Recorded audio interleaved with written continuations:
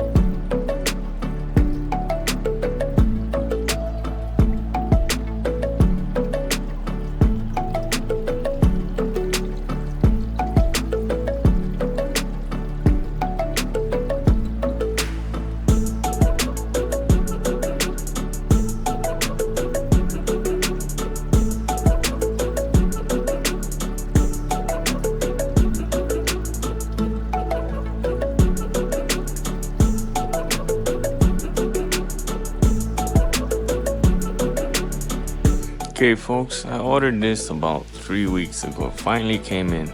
So now I can do some ppm readings and show you guys how I use this.